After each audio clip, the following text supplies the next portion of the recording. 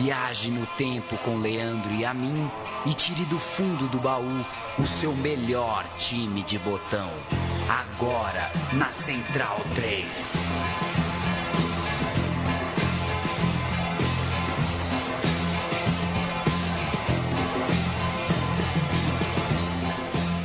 Escalação titular do meu time de botão, Leandro e a mim, sou eu, Paulo Júnior ao meu lado. Como vamos? A gente, pro ouvinte cativo, a gente já falou com eles esse ano, afinal de contas gravamos em dezembro o time de botão de Romário e Edmundo, mas este é o nosso primeiro encontro no REC em 2018. Feliz ano, viu, Paulo Júnior? Feliz ano novo, um abraço para quem segue meu time de botão, mais uma temporada, a sexta. Sexta. 13, 14, 15, 16, 17, 18. Sexta. Trivia. Qual foi a primeira? O primeiro meu time de botão? O primeiro meu time de botão... O primeiro que eu fiz eu sei. Sim, Inter de Limeira. Inter de Limeira. Mas o seu primeiro eu não sei. Foi o Bragantino. Entrevistamos o Pintado. Bragantino do Pintado. Pois é. E mais um ano para você seguir mandando as suas sugestões, o seu time, seu jogo, seu campeonato, sua história, pra gente pesquisar e contar aqui nessa 1 hora de papo. E a gente vai, no meu time de botão de hoje, testar uma outra abordagem, né? A gente já fez meu time de botão de tudo que é jeito. Falou de time, de era, de campeonato, de jogador.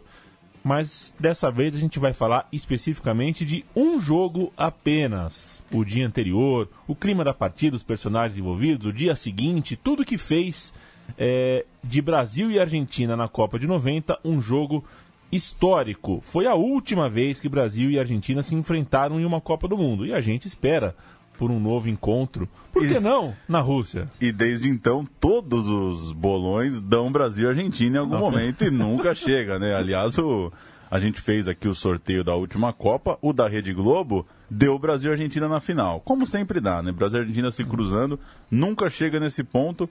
Na última Copa eu ia falar que foi por pouco, mas foi por muito. Foi por 7. Foi por pouco em termos de tabela, mas foi por muito, por 7 gols. Deu Alemanha e Argentina, não deu Brasil e Argentina na final. E já são 28 anos, ou em tempo futebolístico, 6 Copas do Mundo, que a maior rivalidade de seleções que a gente conhece pelo menos não é a maior rivalidade de seleções se a gente contar seleções que são geopoliticamente rivais, mas menores. Entre seleções de ponta, né, é a maior rivalidade futebolística, sem dúvida, entre seleções. A gente está na espera de um outro encontro. Enquanto não, Copa de 90, Brasil e Argentina, times que tiveram histórias distintas na primeira fase daquele Mundial disputado na Itália. E enquanto o Brasil se classificou com facilidade e com 3 vitórias, a Argentina estreou perdendo. Suou frio para se classificar no empate contra a Romênia no terceiro jogo e ficou com 1 vitória, 1 empate e 1 derrota. Terceiro lugar do grupo, e por essa razão, em seu caminho, apareceria o Brasil.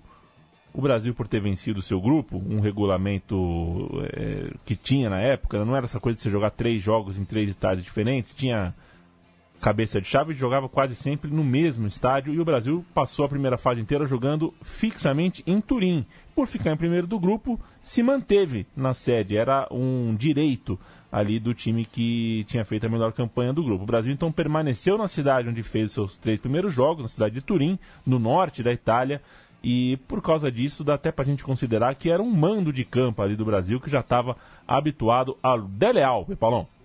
Dele Alpi, o estádio de Turim, explica muito o que aconteceu depois da Copa de 90 no futebol lá da Itália, futebol que depois da Copa do Mundo teve uma queda de 32% na média de público diluídas em 2 décadas. O Dele Alpi, com capacidade para quase 70 mil pessoas, foi construído em 2 anos de obras numa região afastada. O Dele Alpi fica longe do centro da cidade de Turim e não é assim tão fácil de chegar.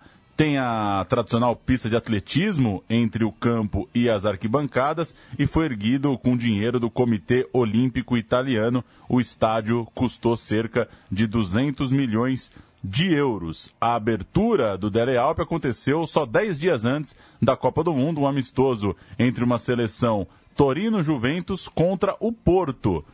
Que história, hein? Jogão, hein? Torino e Juventus contra Porto.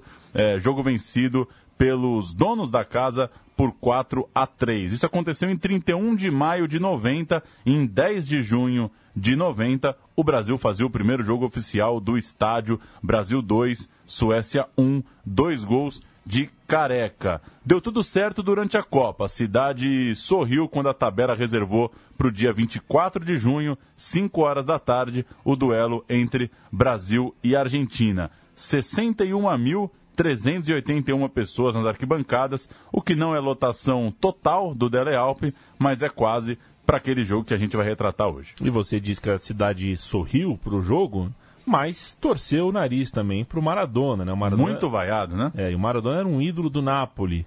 E essa rivalidade sul e norte é algo que merece uma atenção especial aí. Então, o afegão médio que mora em Turim escolhia o Brasil, porque não fazia questão de torcer contra o Maradona, contra o ídolo maior do sul do país. E você já tinha visto o jogo algumas vezes, eu revi o jogo ontem, é fácil vaiar o Maradona também, porque quando a bola chega nele, lá fica um pouquinho, né? Então dá tempo, né? Dá tempo. O Maradona não era, pelo menos naquela fase, naquela seleção, não estava muito de passes curtos, a bola morria um pouco no pé dele e o sobe-som do estádio é fácil de notar. Falando ainda do Dele Alpi, vamos falar dos anos 90 em si, né? Uma peça aí pregada no futebol italiano. Os anos 90 foi uma década de uma nova era na gestão de estádios de futebol no mundo. Na Inglaterra, por exemplo, a repaginação dos estádios foi completa e agressiva, enquanto em Amsterdã era inaugurado um novo conceito de arena, o Amsterdã Arena, a nova cancha do Ajax. Que chegou aqui na Pompeia há 4 anos também, né? Uma réplica da Amsterdã Arena, como bons brasileiros reproduzimos com 30 anos de atraso. E quando a tendência de estádios novos ela ganhou um amparo econômico, né? Todos vendo que aquilo era lucrativo, que ter um estádio moderno dava dinheiro, a Itália se viu em um checkmate, porque como que ela poderia aderir essa nova tendência se os seus estádios tinham acabado de passar por reformas e reconstruções e construções para a Copa que tinha acabado de acontecer? Ou seja, é um Brasil 2014 com ares de comédia e tragédia italianos, né? Exatamente. Porque a Itália se modernizou fazendo estádio velho. Por aí. É como se o Brasil tivesse feito um Maracanã da Copa de 50 agora, em 2014. É mais ou menos por aí. E o Dele Alpi, que tinha uma pista de atletismo que deixava bem generosa nas suas margens, né? Que deixava 500 para correr uns 500 caras ao mesmo tempo. Realmente ficava longe a arquibancada do campo. Tinha, além disso, um telhado meio diferente, uma coisa meio... um telhadão diferente ali, e a manutenção desse telhado, assim como de todo o estádio ali, é uma região do estádio Dele Alpi, não sei, dos Alpes, neva bastante, ou seja, a manutenção do estádio era muito cara, e o estádio foi virando um mico para a região, para a municipalidade, e só viveu 18 anos. O Dele Alpi foi demolido para que a Juventus montasse a sua nova e atual arena. Pois é, durou pouco, né? Um estádio de 18 anos. Que loucura.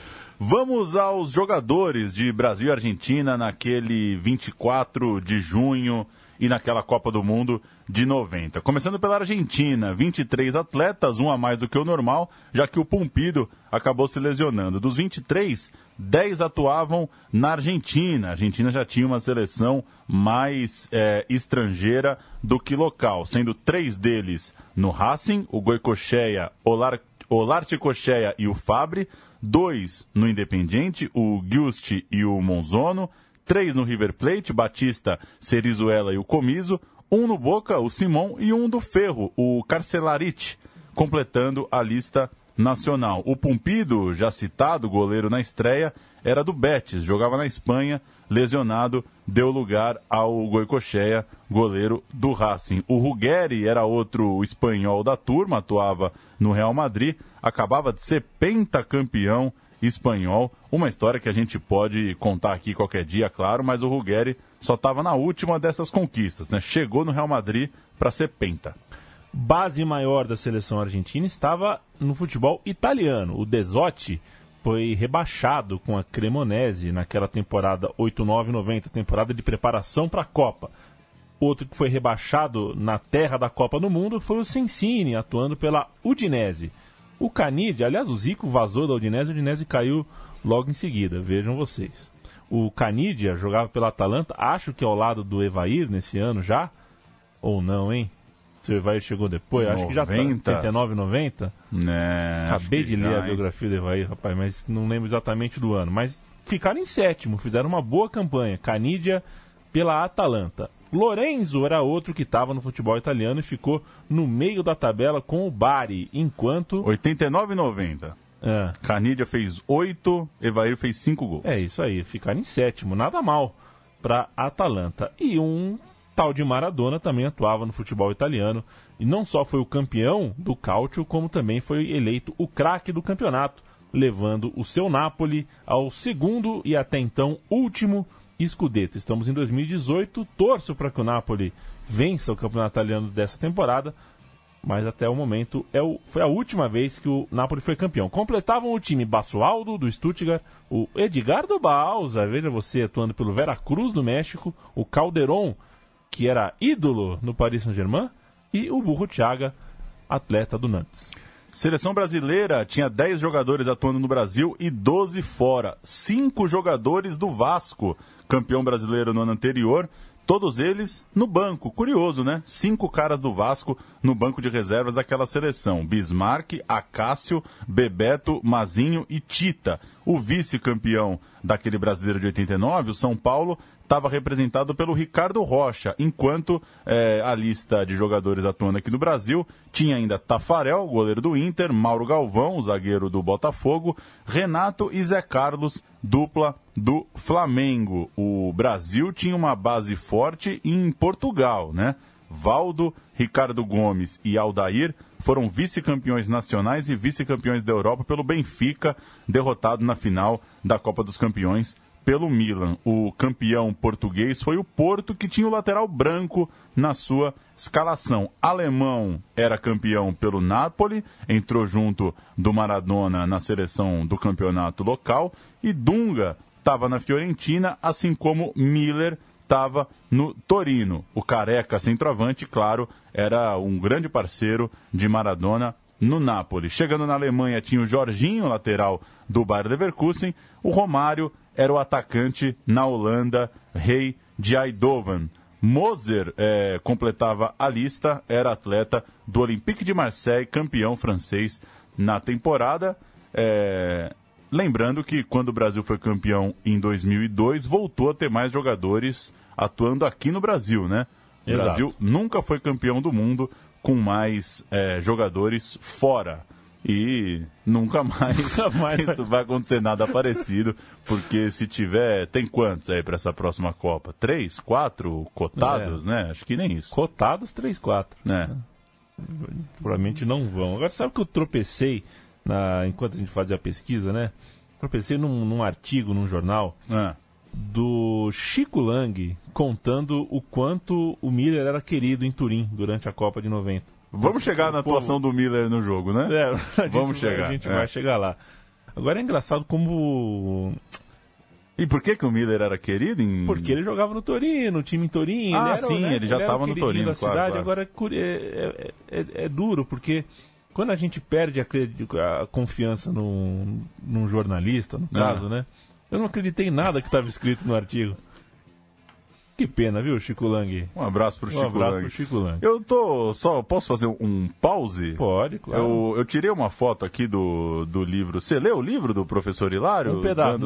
Ele é grande, não deu pra ler tudo, mas tô adorando. O texto sobre a Copa de 90 traz algumas coisas interessantes. A Copa de 90 é tratada de forma muito ruim, né, na crônica. Quase que unânime as pessoas dizendo que a Copa foi muito ruim, uma Copa de poucos gols. Ele lembra uma coisa interessante, foi depois da Copa de 90 que a FIFA alterou a lei do impedimento, foi quando a FIFA permitiu a famosa mesma linha, né? Não saía gol nunca. Falou, vamos deixar o cara na mesma linha valer, porque não tá mais saindo gol nesse troço aqui. E aí tem um parágrafo aqui do Hilário Franco Júnior, lembrando algumas questões extracampo da época, e só para reforçar que, enfim, uma dica de um livro que a gente já citou, e que é mais um que trata de forma muito trágica toda aquela organização, aquela situação.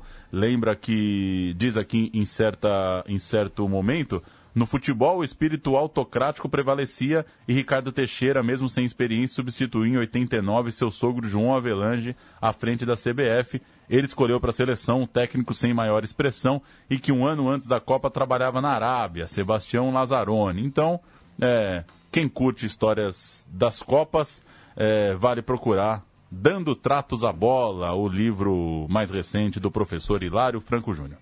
Faltando 2 dias para o jogo, no Asta Hotel, onde o Brasil estava hospedado e reclamava muito dos mosquitos, o Lazzaroni garantiu ali no hall para a imprensa: não haverá marcação especial sobre Maradona. O seu esquema tático com 3 zagueiros, uma coisa meio chocante na época, e mais 2 volantes na frente, o Dunga e o Alemão, era feito para liberar Jorginho e Branco, os alas, no setor criativo, no ataque. E do outro lado, o Bilardo, o famosíssimo Bilardo, técnico argentino, confirmou que tinha uma preocupação com o Branco. Abrindo aspas para ele: a chave para frear o Brasil é parar Jorginho e Branco. Não sei o que eu vou fazer ainda para pará-los, mas tentarei. E essa frase do Bilardo acabou ganhando muito peso depois, né? Já que o Branco, enfim, tomaria a tal da água batizada. É brincadeira. Não sei o que vou fazer para pará-lo. E o cara toma uma água... Ou seja, sabia, né, o que fazer. Agora, é o famoso só matando. Agora, curioso, né, porque eu não sei, a nossa geração talvez não tem tanta... Talvez não valorize tanto, assim, Branco e Jorginho, né? É curioso ver o Bilardo... o Brasil tem uma tradição de laterais ofensivos, né? Sempre teve. Desde então, depois desse, foram surgir nada mais nada menos que Cafu e Roberto Carlos, né? 2 caras que sempre foram temidos pelas defesas rivais. Mas sobre Jorginho e Branco, talvez a gente não tenha tanto essa impressão, né? De ser caras que preocupavam, assim, o outro lado. Claro, não vi eles jogarem tanto quanto Cafu e Roberto Carlos, que já são mais contemporâneos. Mas é curioso como o Brasil tem uma história, de fato, de laterais que levam medo para as defesas do outro lado. E aí o clichê oposto, né? Surge um lateral no Brasil e já fala: não sabe marcar, né? Não sabe marcar, não sabe marcar, não sabe marcar. A gente está em 18 de janeiro e ontem começou o Campeonato Paulista, né? E aí o cara da Ponte Preta comeu para dentro, fez o gol. Já estão falando que o lateral, o menino do Corinthians, não sabe marcar, não sabe marcar. Não pode surgir um garoto da base lateral, é só sair um gol do lado dele, não sabe marcar. Argentino sofrendo com o tornozelo de Maradona, inchado demais. Uma foto do pé inchado do Diego Maradona foi uma capa chocante de uma edição de El Gráfico com a frase: assim jogou Diego. Aliás, saudosa, né? Também. Saudosa. É só tragédia, né? Está vivo, é uma tragédia permanente, acabou. E eu acho curioso o pessoal falando que acabou a Placar deles, como se ainda tivesse Placar, né? Nossa. Como se tivesse ainda a revista Placar. A Placar acabou antes da El Gráfico. E da El Gráfico pode falar também, porque é o nome próprio, né? É diferente de falar que jogou na La Bombonera. Enfim, dá na mesa também. Maradona sofreu 6 faltas contra o Brasil. Foram 28, 9 por jogo na primeira fase. É bastante, foi uma Copa muito faltosa, né? Muito faltosa. Mas 9 faltas por jogo é bastante coisa. Maradona caçado na primeira fase. Mesmo de muleta ele ia para o jogo, não tinha possibilidade da Argentina estar sem o seu maior nome, e o Bilardo se queixava de um time quase todo de jogadores longe do ideal. Depois do último treino do Brasil, Clodoaldo, Gerson, Brito, Félix e Piazza, campeões de 70, entraram no gramado para dedicar palavras ao elenco que acabava de encerrar uma hora tensa, um treino cheio de xingamentos, de provocações, e a TV Bandeirantes afirmou que a gravação do treino não tinha mais do que 10 segundos em xingamentos vazados. Clima pesado na preparação do Brasil. Aquela tentar, como é que se chama? Um sobe-som, né? Não tinha como fazer sobe-som. deixava o sobe-som, vinha algum, filho da puta, O clima no Brasil realmente estava muito bom. A gente vai falar do Aldair daqui a pouco, que cuspiu a abelha africana e tudo mais. No dia do jogo, a Folha de São Paulo escancarava que o Brasil entrava em campo sem ilusões de melhor do mundo. Depois da traulitada de 82 e tudo mais, o Brasil foi caindo na real que não tinha mais tanta diferença assim para os outros. E a Argentina, afinal de contas, a adversária, era a atual campeã. O Lazzaroni contribuiu para isso. Falou para a imprensa um dia antes que em 82 e em 86, futebol foi arte e todo mundo queria um time mais competitivo. E agora que o time é competitivo, todo mundo cobra dele arte. Onde vocês querem, né? O que vocês querem, afinal? Você acha que tá certo o Lazzaroni? Na cadeira dele talvez esteja certo, mas é um pouquinho mais amplo, né? Tem cadeira que a gente põe ali, que a gente, na verdade, se afunda na cadeira e não consegue mais ver o todo, né? Eu entendo um pouco o Lazzaroni ali no contexto. Não dá também para ele ficar montando o time à sombra dos times do Tele, né? Precisava fazer alguma coisa. Pois é. De forma que o Lazzaroni já era o arquiteto ali de uma possível derrota. Em caso de derrota, seria ele o vilão. Em caso de vitória, certamente não seria ele o herói. Maradona, 29 anos de vida. Voando, mesmo com o tornozelo baleado, disse à imprensa brasileira que seria um milagre vencer o Brasil. O Maradona sempre soube gerar a manchete, falar o que as pessoas querem ouvir.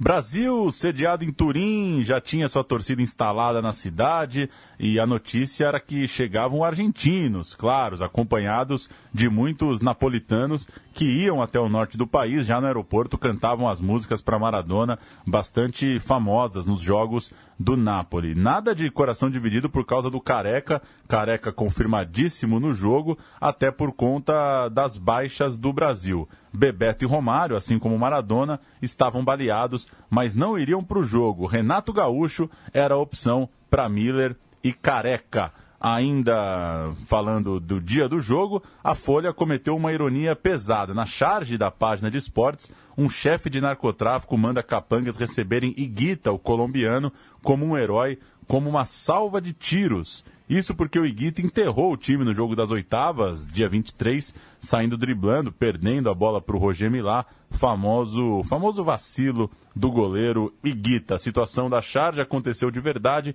4 anos depois com o zagueiro Escobar, né, que fez um gol contra e acabou assassinado tempos depois na volta à Colômbia. Eu fiquei mal de ver essa charge, sabia? Pesada? É pesada, porque aconteceu, né? Aconteceu, é sinistro. Quem que é o chargista, hein? Então, tem uma assinatura difícil, eu não consegui decifrar quem era. Fica pro próximo programa. A imprensa brasileira explorou demais também a possibilidade de pênaltis, de empate e seguinte disputa por pênaltis. E ouviu coisas curiosas dos jogadores. O Careca, por exemplo. Pedir pra bater eu não vou. Legal, viu, Careca? Obrigado aí. Obrigado, viu, meu irmão? O Careca, aliás, também ele estava farto do sistema defensivo do time e falou que daqui a pouco até o Tafarel ia ter que marcar. Mas que mala também, o Careca, hein? Nossa. Acordou de ovo virado. O Ricardo Rocha já tinha uma tática... De ovo virado? Ovo virado é bom, né? Você já acordou com o ovo virado? Que loucura, hein? Acordou com o ovo virado. O Ricardo Rocha falou o seguinte: o negócio é rezar, meter a porrada na bola e seja o que Deus quiser. É uma forma de encarar o mundo, né? Rezar, meter a porrada na bola e seja o que Deus quiser. Falando no Ricardo Rocha, outro ponto levantado pela imprensa foi a confirmação por parte do Lazzaroni de que o Ricardo Rocha seria o zagueiro, o que frustrou bastante o Aldair, que estava putaço antes do jogo, na véspera do jogo, e disse à imprensa que para não ir nem para o banco, para não jogar, era melhor ver a Copa em casa. O Moser, que foi titular no começo, né, as 2 primeiras partidas, o Moser foi o titular. Perdeu a posição para o Ricardo Rocha e o Aldair achou que seria ele o substituto. O Rocha, inclusive, disse na entrevista que não podia deixar Maradona livre nem por um instante. Pedro Bó? Maradona, por sua vez, foi muito simpático com a imprensa brasileira no Jet Hotel, onde estava a delegação sem mosquito, a delegação da Argentina, bonito, lá na cidade de Turim. Disse que tinha o sonho de jogar em algum time do país, cascataça, né? Até parece que o Maradona estava sonhando em jogar no Brasil. Falou sobre sua lesão, falou sobre a amizade com o alemão e com o Careca, soltando uma bomba para o camisa 9. abre aspas, Careca tem um futebol tão precioso que nem o esquema de Lazzaroni consegue prejudicá-lo. Mal sabia Maradona que o Bilardo espelharia sua seleção, a quarta forma em 4 jogos, e também lançaria mão de 3 zagueiros na partida. Maradona, como você falou, bom de entrevista e jogando a responsabilidade para o seu amigo, para o centroavante do lado de lá. Grandes jogos, grandes conquistas. A cereja do bolo.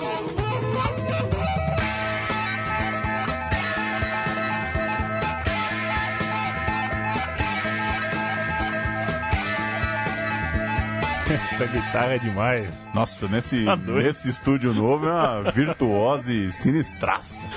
24 de junho de 1990, 17 horas em Turim, 12 horas em Brasília. Tá almoçaço, né? Brasil e Argentina na Copa, meio-dia. Que beleza. Que coisa linda. E era um domingo, viu? Ainda por cima. Joël Quinu, da França, é o homem do apito. Ao seu lado, Alexei Spirin, um soviético, e Pierluigi Pareto, um italiano. O Brasil, no papel impresso na sala de imprensa, tinha Tafarel, Ricardo Rocha, Mauro Galvão, Ricardo Gomes, Jorginho Dunga, Alemão, Valdo e Branco, Careca e Miller. Goicoechea, Simon Ruggeri, Monzon, Olarticoechea, Giusti Basualdo, Burruchaga e Maradona, Trollio, depois Calderon e Canidia, técnico Bilardo. A gente vai depois cantar os cartões amarelos, tudo mais, mas vamos começar, a gente ainda não ouviu nada, né? Nenhum áudio aqui de fora. Vamos ouvir o Galvão Bueno chamando a partida, os times entrando em campo. 90 minutos de futebol. 90 minutos do melhor futebol. Daquilo que pode existir de melhor. Um clássico sul-americano. São 5 títulos mundiais representados nesta partida. E aí vem eles, brasileiros e argentinos, ganhando o estádio, para trás do senhor Joël Quinu, da França. E a gente espera apenas que não atrapalhe. Não atrapalhando já está bom demais. E aí vem Brasil e Argentina, você vai se preparando. Com calma, aguardando, porque haja coração. É Brasil. Não dá pra falar que é incoerente, né, o Galvão, porque ele usa os mesmos termos, né, desde então. Ele não podia ficar sem o seu haja coração. Agora, Paulo Júnior, que início de jogo implacável do Brasil, né? Um ET acharia que o Valdo é o Maradona, né? É verdade. Não, é o 8 do Brasil que é o craque, não é possível. O Brasil começa muito, muito bem o jogo e isso dá pra ver logo aos 54 segundos. Careca pega a bola no meio de campo, faz uma jogada espetacular individual, dribla pra cá, dribla pra lá, arranca, dá um facão dentro da área, tenta tocar por cima do goleiro. O Brasil quase faz 1-0 com menos de 1 minuto de jogo e o Galvão narrou assim. Careca, já partiu, você pra cima na marcação, vai pra cima do Simão, faz a pinta, vamos Careca, vamos Brasil, ainda Careca, bateu, vai passando, vai pra fora. Foi um grande lance. Loucura. Um pouquinho depois, aos 18 minutos, o Dunga acertou a trave da seleção argentina. Bom começo do Dunga também. Vem Careca, tá pedindo alguém, Branco passou, tocou bonito, Careca, Dunga e Miller na área, o cruzamento vai, Dunga! Explodiu no travessão de Goicoechea, cabeçada de Dunga! É o Brasil firme! Um abraço pro sonoplasta querendo soltar o Brasil Zil mesmo quando não era gol. Entre o lance do Careca e o lance do Dunga, o Brasil perdeu outras chances, bolas que cruzaram a área e o time não conseguiu abrir o placar. É verdade também que o Canidia teve um lance anulado por impedimento, um gol anulado. Tudo bem que o Tafarel não foi na bola, mas o Canidia recebe o lançamento, parece que na mesma linha da zaga, toca no canto, no pé da trave, a bola entra no cantinho. Tudo bem que o Tafarel não vai na bola, mas dá para imaginar que seria gol do Canidia. Mesmo que o lance seguisse, ele tinha todo o ângulo ali para deslocar o goleiro brasileiro. Lance duvidoso, a Argentina podia ter conseguido abrir o placar. E o Brasil jogando muita bola, ainda que esse lance mostre, né, Leandro, que a zaga jogava alta, né? O Brasil dava espaço ali pro Canidia escapar, tal qual no lance que definiu o jogo. Mas o Brasil muito bem. A notícia do começo de jogo é o Brasil muito bem, motivado, veloz, objetivo, um time muito vivo em campo, em busca do gol. A Argentina nas cordas. Só teve uma chance valendo mesmo num contragolpe, já aos 26 minutos, mas o Taffarel controlou bem o lance. Primeira metade do primeiro tempo foi toda brasileira. O melhor momento brasileiro foi, no entanto, passando pouco a pouco, e o primeiro tempo acabou assim. Sensação de injustiça, mas o jogo no 0-0. E dava para ter saído o gol, viu? Teve mais chance, por exemplo, aos 39, quando o Ricardo Rocha... não, na verdade, o 39 é outro lance, né? Eu estava tentando lembrar de um chute do alemão, mas não sei exatamente a minutagem. Ele deu 2 chutes de fora da área, de bolas tocadas para trás, né? Exato. Uma foi longe, a outra foi... Só que eu não lembro a minutagem. No minuto 39 aconteceu um lance chave. O Ricardo Rocha fez falta em trolho que precisou ser atendido. Os massagistas argentinos entraram em campo, deram as garrafinhas de água para os jogadores, aquela coisa normal, mas o branco bebeu em uma garrafinha verde que o massagista não deixou um jogador da Argentina beber. É uma água que estaria batizada com alguma substância sonífera ou algo do tipo. Uma das histórias mais controversas da história dos mundiais, e a gente tem aqui uma televisão argentina analisando as imagens, aquela coisa do slow motion. Vamos tentar entender o que eles falam aqui para a interpretação deles do momento da controvérsia das garrafinhas. Aparece el doctor de la selección de Argentina a la izquierda y el masajista Galíndez con cachucha y camiseta blanca, quien diciéndole algo le da un envase verde a Justi, número 14. Troglio escucha y voltea de inmediato a ver a Ricardo. En el costado izquierdo de la pantalla aparece Pedro Monzón y toma otro envase verde, pero inmediatamente el masajista le da una indicación, lo mismo que el doctor. Monzón de inmediato escupe lo que había tomado, tapa el envase y lo devuelve al maletín tipo hielera, y del interior toma una botella transparente, finalizando con un diálogo entre el doctor y el masajista. Vamos ahora a la toma aérea. El número 14, Justi, todavía con el envase verde, se acerca a Branco y le da la botella. El jugador brasileño se refresca y luego toma el contenido. 2 minutos después, Alemão... Fazer uma tradução rápida aqui do que foi falado, do essencial, né? O Monzon pegou uma garrafa verde, o massagista falou alguma coisa para ele e ele então não bebeu dessa garrafa, devolveu a garrafa e pegou uma outra, transparente. Esta sim foi a garrafa onde ele bebeu. O branco pegou um pouquinho depois essa mesma garrafa verde e bebeu. Ou seja, a imagem dá a entender que tinha alguma coisa naquela garrafa mesmo. Que tinha coisa. Já que a gente vai entrar no segundo tempo, eu falei que queria comentar a atuação do Miller. Não foi bem, né? Tecnicamente. Não. O Brasil dava umas escapadas boas, mas acho que alguns lances que podiam ter se tornado mais agudos, né? Ali mais perto da área. Não gostei da atuação do Miller.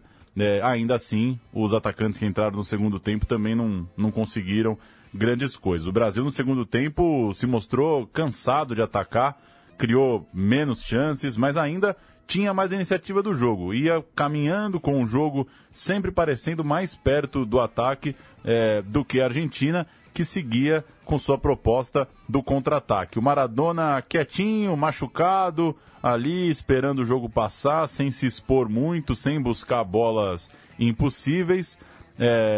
E o Brasil tem um lance que acerta a trave 2 vezes, né? Com Careca, com Alemão. Melhor chance do Brasil ao longo do segundo tempo, pelo menos até sofrer o gol. Vamos ouvir, é com o Galvão também? Com o Galvão também. Com o Galvão, o lance ali envolvendo Careca e Alemão. A grande chance do Brasil no segundo tempo. Dando o gol de Taffarel. Foi tentar jogada de linha de fundo. Lindo lance do Careca. Olha o cruzamento, jogou direto na trave. Depois que o goleiro bateu nela. Brasil! O Brasil insiste, Jorginho. Pra Valdo. Lá vem Alemão. Arrisca, bateu direto na trave de novo. Brasil! Cheia, já não sabe mais o que fazer, ele mete a mão nela, ela bate na mão dele e vai na trave. Eu acho que foi o sonoplasta que secou. O sonoplasta é o cara do grita gol antes. Soltar o Brasil Zil em cada trave não dá. Eu aprendi com a Fórmula 1 que o Brasil Zil é coisa séria. Você não solta o Brasil Zil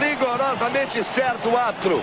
O capitão brasileiro está expulso, desmantela em campo o time brasileiro.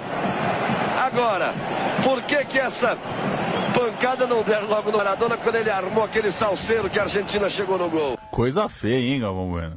Pediu a pancada na hora do salseiro, é isso? Pediu o pontapé, mas assim, né, Paulo, a gente joga na várzea e o nosso time tem ambições, aspirações modestas e a gente sabe a beleza, o valor, reconhecer o time que joga fechadinho e ganha numa bola, né?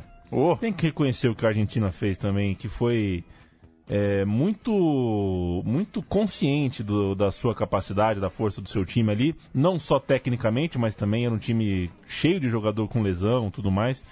Fez o jogo que queria fazer, fez um gol no primeiro tempo anulado, fez um gol no segundo tempo que valeu. Ou seja, tá bem ganho também. Também. E tirando o começo, que o Brasil tá muito mais inteiro, depois foi levando o jogo, né? Talvez o começo sim foi desproporcional. O Brasil fez 20 minutos para merecer 1-0. Mas passado isso também, a Argentina conseguiu, concordo com você, no ritmo dela, ganhar com muita categoria. E tem ainda o gol perdido pelo Miller aos 42 do segundo tempo. Livrinho da Silva.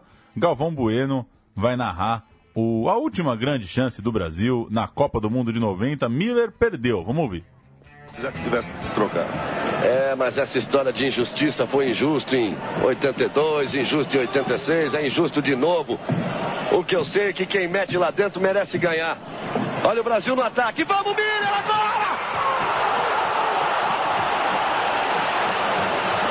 E aí, minha gente?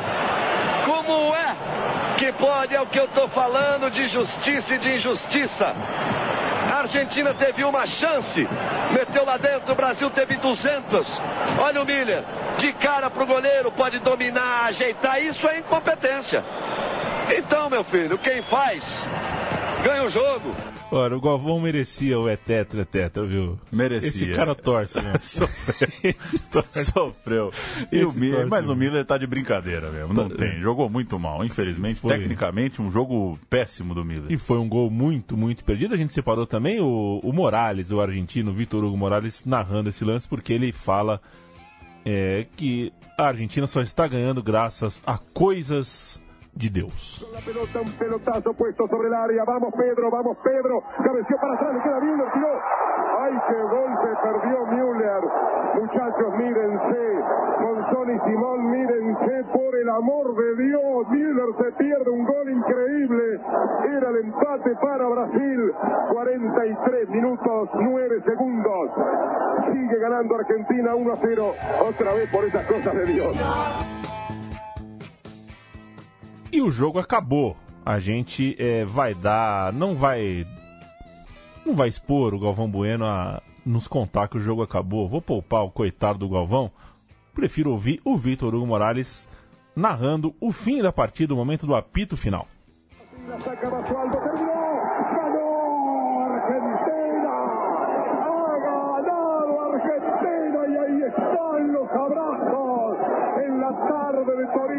Se quedan quietas las aguas del Po. La gente desde el Parco Valentino mira asombrada y dice, ¿cómo es posible? ¿De dónde viene ese grito? Argentina, ¿de dónde vienen? Se preguntan a orillas del Po y en la Plaza Vittorio Veneto y en la Vía Roma y en la Piazza San Carlos.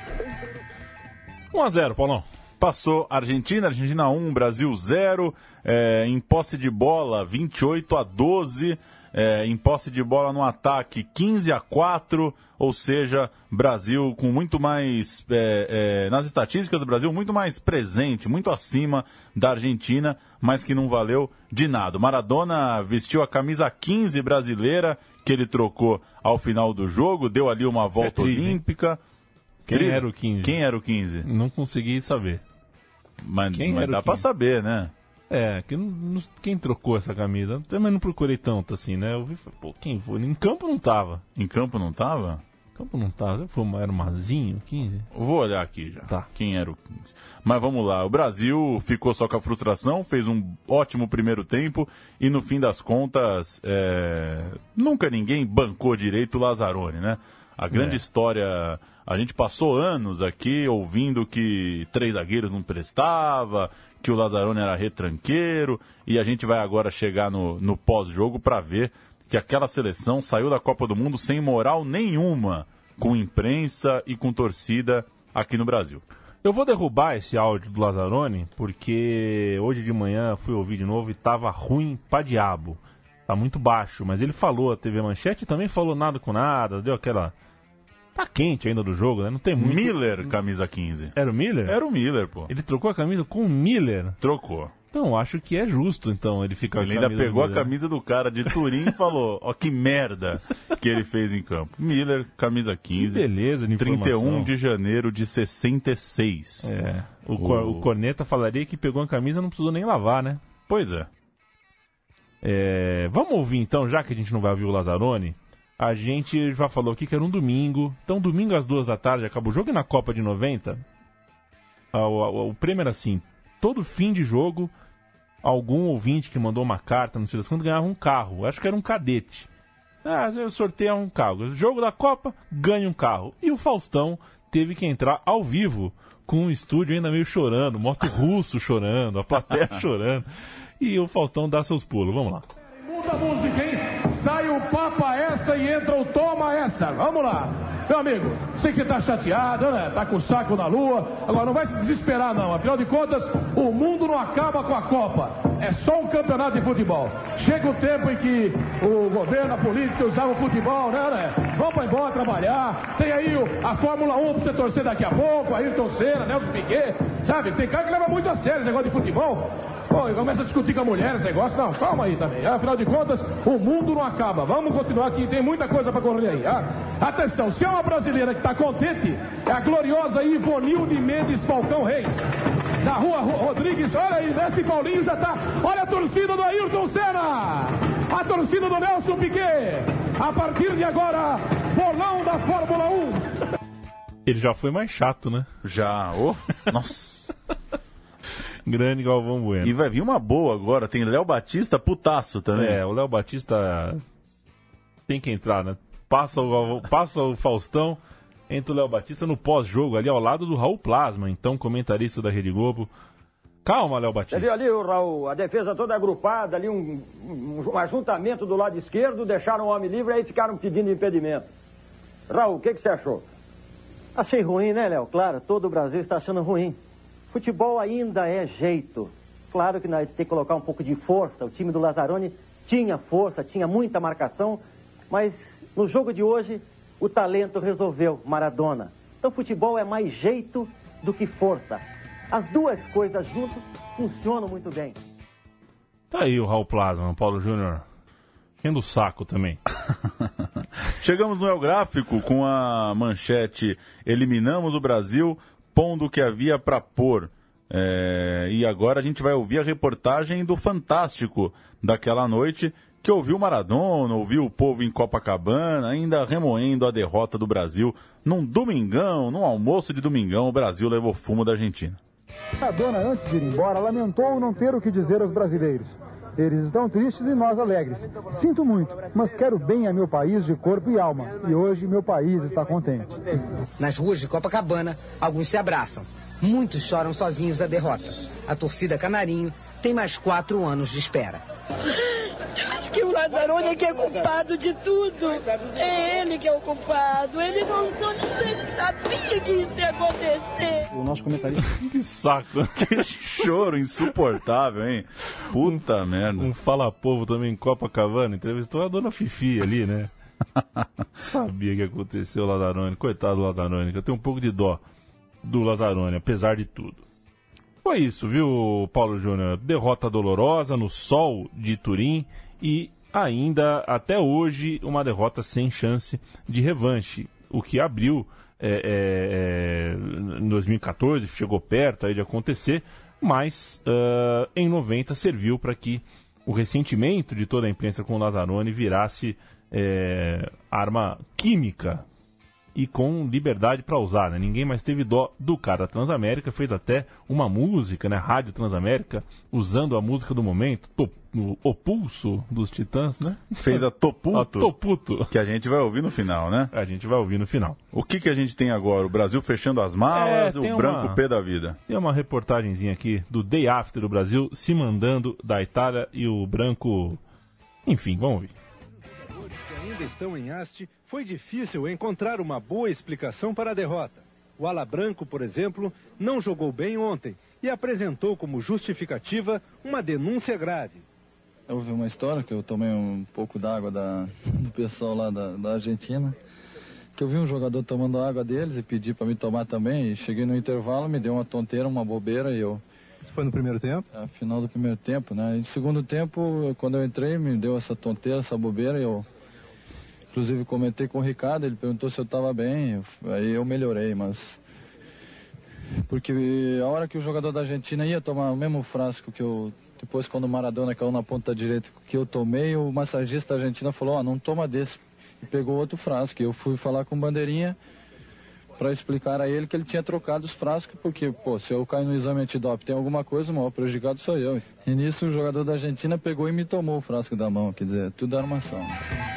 Eles são assim, jogam sujo mesmo. Eles são assim, jogam sujo mesmo, terminou o branco falando. A história não estava muito clara, né? Ele deve ter sacado ali meio mais ou menos, meio atordoado ainda com a derrota, né? A história da água batizada em si, até hoje não está assim muito clara, porque algumas pessoas contribuíram contra, né?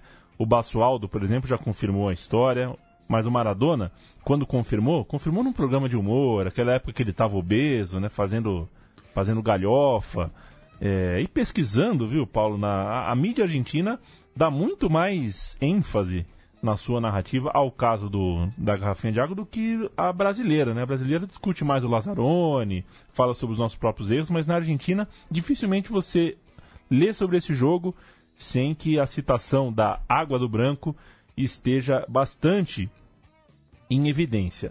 Ficou para a história e a gente tem aqui o branco alguns anos depois contando que o Galíndez, o massagista controverso aí da água, confessou o que fez. Vamos ouvir.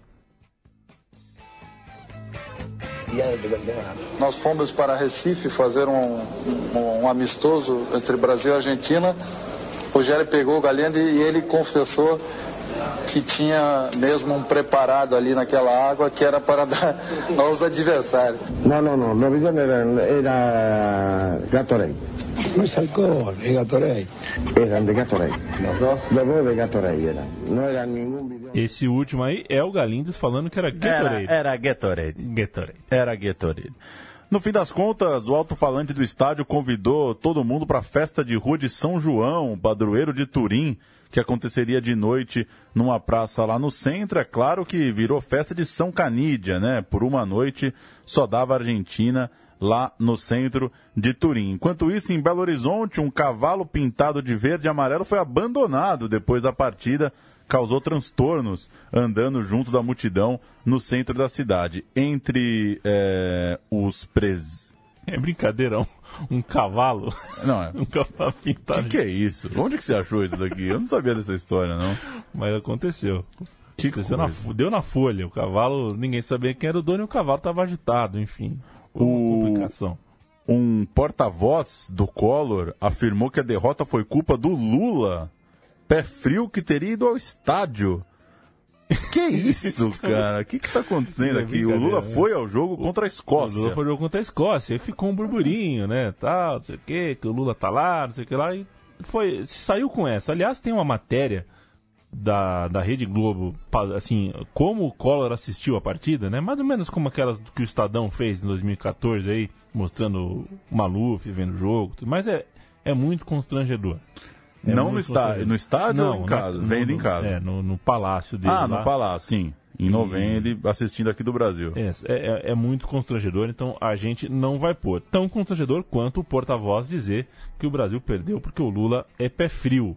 Que coisa, Do lado argentino, o Menem, o então presidente da Argentina, assistiu o jogo ao lado do Pumpido, o goleiro que tinha sido cortado da seleção na primeira fase por lesão. Um pouquinho mais razoável da parte do Menem. Bebeto, Careca e Romário ficaram na Itália. O Branco alugou um trailer no Rio de Janeiro e desceu até o sul. O Branco também ele é meio envolvido no voo da Muamba lá em 94, né? Ele tem boas histórias pós-Copa do Mundo. Desceu para o sul de trailer. Será que acampou o Branco? Tanto o Branco quanto o Bebeto estavam na mira do PSV, que já tinha o Romário, mas acabou não rolando. O Tafarel estava ali em crise, em litígios com o Inter, mas quando voltou recebeu uma boa proposta, seguiu no Colorado. O Vasco, que tinha 5 jogadores, e o Botafogo, que tinha o Mauro Galvão, jogariam em poucos dias a final do estadual. Tinha a final do Carioca para decidir na volta ao Brasil. Ricardo Rocha estava perto da Fiorentina, mas acabou não rolando. O Aldair, frustrado e brigando com o Lazzaroni, saiu da Copa para assinar com a Roma, onde foi muito ídolo, né? Aposentou a camisa 6. E entre os lesionados, a Folha de São Paulo meteu uma manchete deliciosa no dia seguinte desta derrota. Romário e Bebeto podem formar dupla de ataque em 94. Se ela mandou mal na charge dos colombianos, ela acertou em cheio aí, né? De fato, 4 anos depois, essa foi premonitoriamente a dupla de ataque. Isso depois que o Romário, saindo do Dele Alpi, puto da vida pela lesão e pela derrota, disse para a imprensa, pode anotar, essa foi a minha primeira e última Copa. E depois de que 4 anos passa muito tempo, o Bebeto deu aquela amenizada, tudo mais. O Bebeto tinha já o desejo de jogar a Copa de 4 anos depois. O temperamento dos dois tá bem explicado aí. É um pouco distante, né? O temperamento de ambos. Você ia falar do Branco, né? O Branco que estava em 86, também estava em 90 e disse que a derrota essa derrota para a Argentina foi bem pior que a de 86, a derrota para os franceses. Eu acredito que tenha sido mesmo. Enquanto isso, o alemão também na saída chamou o que hoje a gente chama de zona mista, né? O alemão disse que a culpa não foi do técnico, e sim de cada um dos jogadores. Ele poupou um técnico que não precisava mais ser poupado, já que o povo tinha deposto o Lazzaroni e ponto final. Impressionante a unanimidade da repercussão negativa do Lazzaroni, né? Vendo as reportagens do dia seguinte, não tem um que defende, né?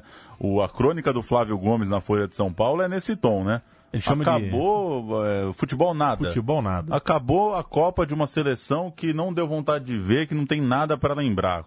Apagada mesmo das boas lembranças. E esse último áudio, o que temos? Maradona de férias em Campinas? Passam uns anos, o Careca conta que perguntado pelo pessoal da Sport TV, né, se, vocês voltaram para Nápoles, e aí, né? Conversaram sobre Copa do Mundo, sobre o jogo? Aí a resposta do Careca foi essa. Com Maradona tipo essa que a gente está tendo agora sobre esse jogo? Na verdade, nós tivemos que, logo após até do Mundial, até da conquista, ele esteve em Campinas, nós estivemos aqui juntos, que ele veio em casa e tal. Ele nós ficamos aí 2 semanas juntos. Então, realmente foi assim, deu pra gente, né? Mas, sabe, foi meio assim, não é que entra muito em detalhe. Lógico que tinha uma piadinha ou outra, assim. Dele, né? Dele, mas a minha também, de a gente falar que, massacramos, enfim, passamos nós e tal, enfim, aquelas coisas todas. Mas,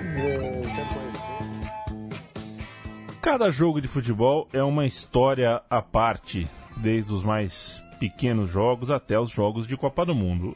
Esse experimento de contar sobre um jogo só me agradou. Não espero que tenha agradado você que nos ouviu até agora. Eu sou do tipo que acha, viu, Paulo, que o cara que ouviu 60 minutos de alguma coisa não tem o direito de falar que não gostou depois. Pois é, quem largou já largou faz tempo, né? Exato. Sei que seja um filme, né? Você tá no cinema ali, você vê até o final. No podcast, você para, né? Não gostou, você para. Você larga, né? Que coisa. Valeu. Boa história, foi bom rever esse Brasil-Argentina de 90 e a gente segue ano de Copa do Mundo, tem muita história de Copa do Mundo para contar. Vamos seguindo aí na temporada e recebendo, como sempre, nos comentários aí, tanto no Facebook quanto no Twitter, mas também nos próprios comentários do podcast no nosso site, ideias, propostas e sugestões para os próximos programas. Melhor jogo de Copa da seleção que você já viu? Que eu vi vivo? Que você viu vivo. Melhor jogo de Copa da seleção que eu já vi. Senão você vai falar do 58 e eu não quero. Não sei, não tenho resposta. Não tem essa resposta? Não. Brasil e Dinamarca, né? Brasil e Dinamarca é bom, né? É um bom jogo, né? É um bom jogo, né? Mas era uma zona aquela seleção também, né? Era o Zagallo, né? Era o Zagallo. Um abraço pro abraço. Zagallo. O seu é esse? Eu acho que é esse, hein? Eu acho que é esse. A melhor atuação da seleção que você viu? Eu acho que é esse. Brasil e Alemanha em 2002 é muito bom também, né? Nossa, mas é ruim Brasil e Alemanha. Já assistiu? É ruim o jogo. O final é uma merda. Pô, dá a saída no meio campo, é final da Copa, meu. Toca pro Cafu, o Cafu dá um bicão pra frente. É, o estilo Felipão, né? De tentar brigar na casqueta ali. Mas é que a Alemanha, pô... A Alemanha é bem marcada ali. Deixa eu pensar. Acho que é isso, viu? Depois não tem mais. 2010, 2014 não ficou nada. Aí acabou, né? Aí acabou. Quando o Brasil jogou bem contra o Chile em 2010, né? 3-0 ali... O Brasil e Chile 2010 é bom, né? É, o Brasil joga bem aquele jogo. É bom. Bom, tá bom. Beleza. É isso aí. Sugestões, críticas, elogios, tudo mais, estamos sempre aqui. O ano tá só começando, a gente vai contar muita história graúda. E também vai contar pedrinhas miúdas. Por que não? Até semana que vem. Valeu!